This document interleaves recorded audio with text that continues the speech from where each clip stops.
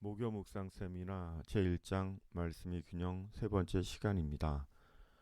오늘은 5가지 말씀의 균형 세 번째, 말씀을 읽고 묵상함, 네 번째 말씀을 암송함, 5번째 말씀을 실천함입니다.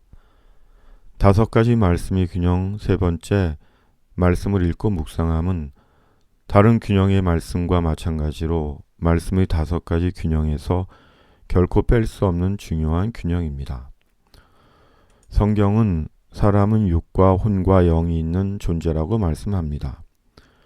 평강의 하나님이 친히 너희를 온전히 거룩하게 하시고 또 너희의 온 영과 혼과 몸이 우리 주 예수 그리스도께서 강림하실 때에 흠 없게 보존되기를 원하노라.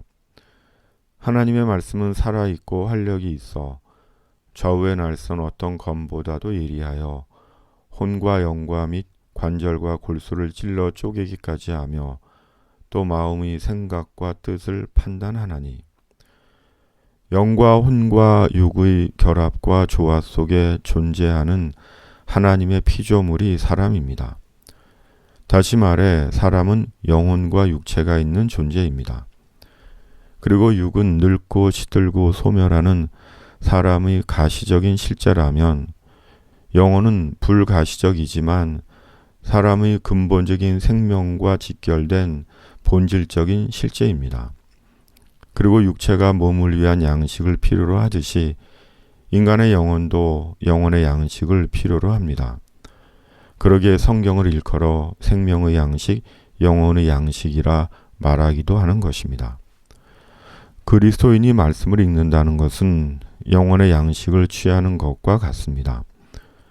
마치 육체가 음식을 먹지 않거나 공급받지 못하면 죽을 수 있는 것과 같이 말씀을 읽지 않으면 영혼이 죽을 수 있습니다. 사람의 본질적 실제로서의 영혼이 지니고 있어야 하는 역동적인 생명력을 상실할 수 있습니다. 그러므로 말씀을 읽어야 합니다. 말씀을 읽을 때 매일 음식을 섭취해야 하듯 매일 읽어야 합니다. 헨리 나우에는 그의 묵상집 영혼의 양식에서 이미 우리 안에 있으며 영원한 생명을 뜻하는 예수님의 영의 생명을 끊임없이 살찌게 하는 것은 중요한 일입니다. 세례는 바로 이 생명을 우리들에게 주며 성만찬은 이 생명을 유지합니다. 그리고 기도, 명상, 영적인 독서와 영적인 지도 등과 같은 영적 실습은 우리들이 이 생명을 깊게 확고하게 하는데 도움을 줍니다. 거룩한 생활과 하나님의 말씀과 함께하는 생활을 함으로써 우리는 죽을 수밖에 없는 육체를 떠나서 불멸의 옷을 받을 준비를 할 수 있습니다라고 말합니다. 그러므로 그리스도인들이 말씀을 읽고 또한 묵상한다는 것은 선택의 문제가 아니라 절대적인 신앙적 삶의 방식입니다. 그리고 이 말씀을 읽고 묵상한다는 것은 지극히 개인적입니다. 말씀의 균형 첫 번째인 말씀을 들음은 수동적이라고 했습니다. 그리고 말씀을 배움은 상호적이라고 했습니다.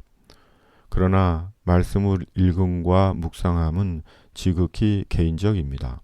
곧 말씀에서 하나님과 개인적으로 만나고 교제하고 소통하는 것입니다. 거기에는 누구의 지도가 없습니다.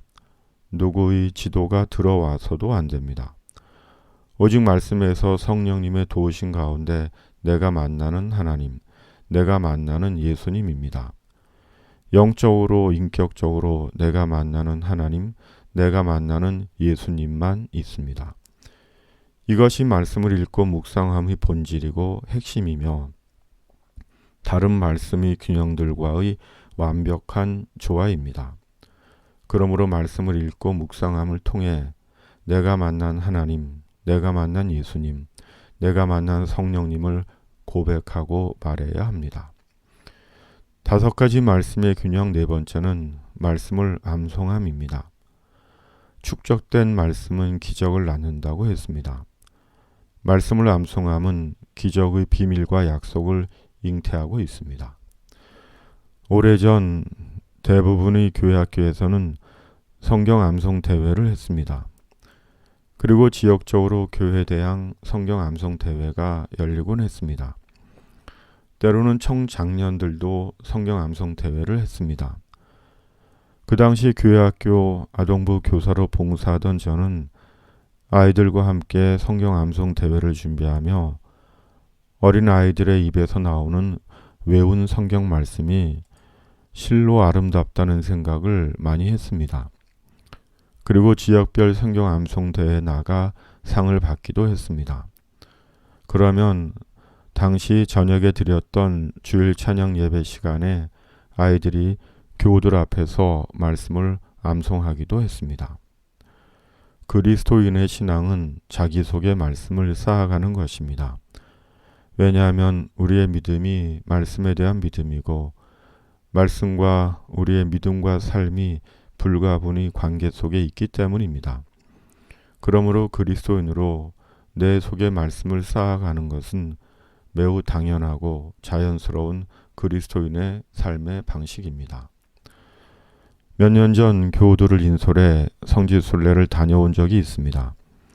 그때 한 성도님이 버스 안에서 로마서 8장의 말씀을 암송하셨습니다. 그 성도님은 로마서 8장 전부를 외우실 수 있었지만 그 성도님이 8장 중간까지 외우셨는데도 성도님의 암송 말씀을 듣고 있던 버스 안의 모든 성도님들이 실로 큰 은혜를 받았습니다. 마치 하나님의 은혜가 말씀을 타고 버스 안의 모든 성도들에게 내려와 성도들의 영혼을 만지는 듯 했습니다.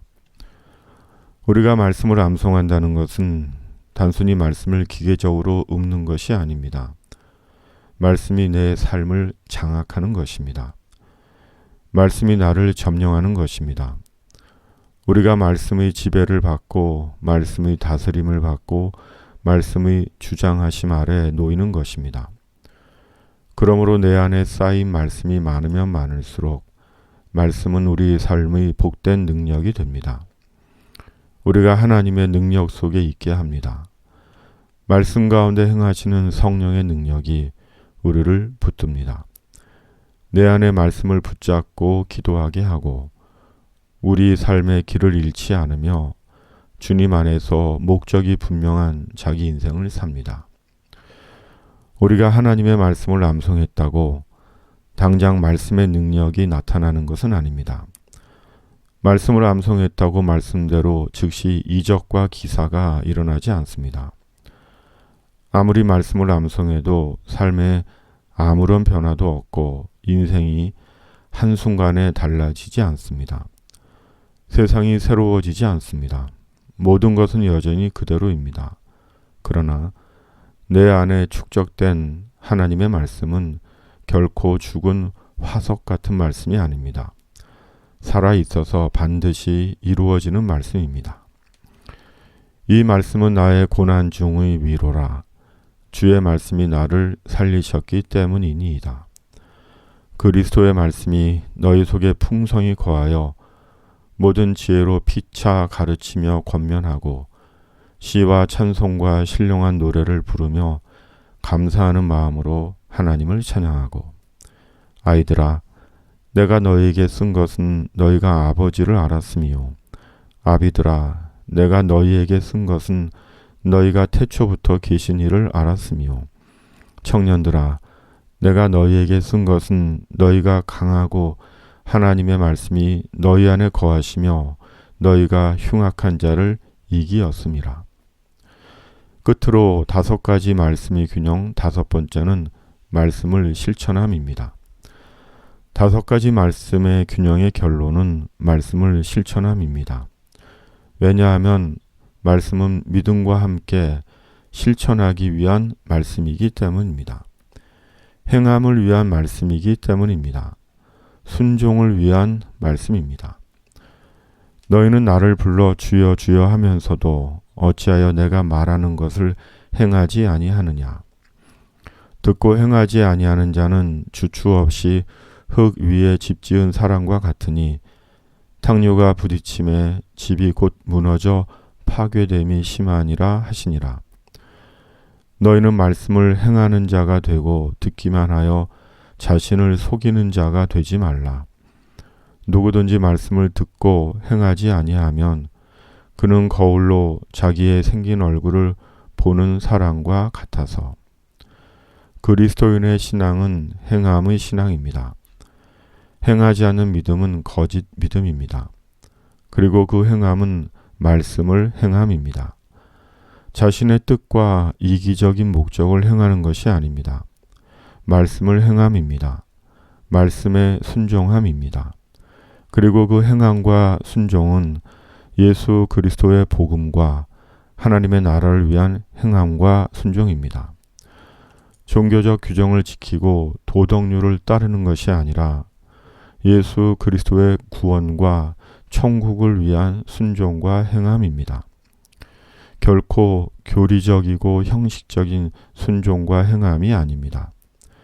그리고 중요한 것은 5가지 말씀의 균형에서 앞의 4가지 말씀의 균형에 충실하다면 말씀은 우리를 말씀의 삶으로 인도합니다.